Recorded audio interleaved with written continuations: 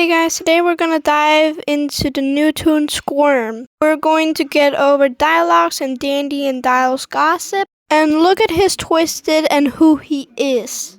So let's begin. So we all know the new tune Squirm, right? So if you don't know him, he's a bookworm. Technically a worm, but there is something that you do not know. If you look at his twisted, you can clearly see he has a cocoon on his back, which normally means he's going to metamorphosis, which means he's going to turn into a butterfly. But in the new library map, we can clearly see a picture of Squirm reading about butterflies. Luckily, I took a screenshot.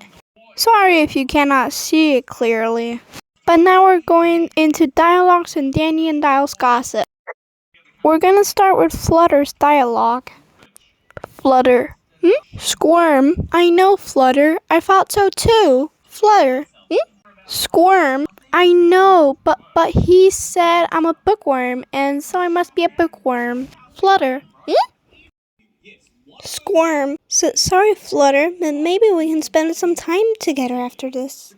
So you might be wondering, who is he? Well, I think I have the answer. It's Arthur Walton.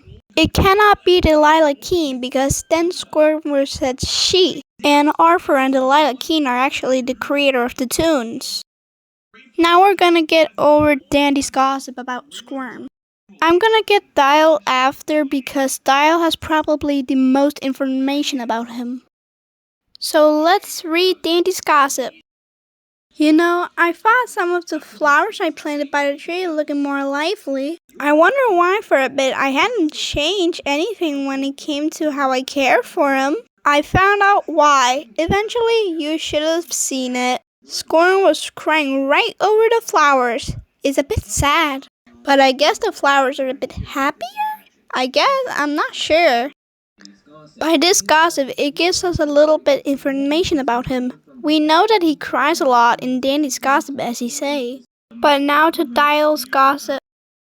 I found Squirm in one of the main tenants' rooms once. Wasn't her given his loud sobbing. Before I could simply be on my way, he stopped me and cried even further.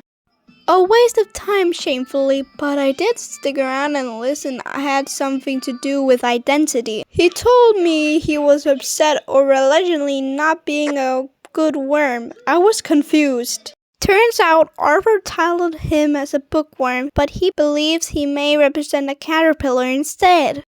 So this gave us a ton of information. Squirm thought he was going to be a caterpillar, but turns out Arthur entitled him as a bookworm instead. Which I think Arthur decided to title him a bookworm because he was supposed to be a caterpillar, but then Arthur changed his mind. But that's my theory. Comment down below what you think, and bye everybody.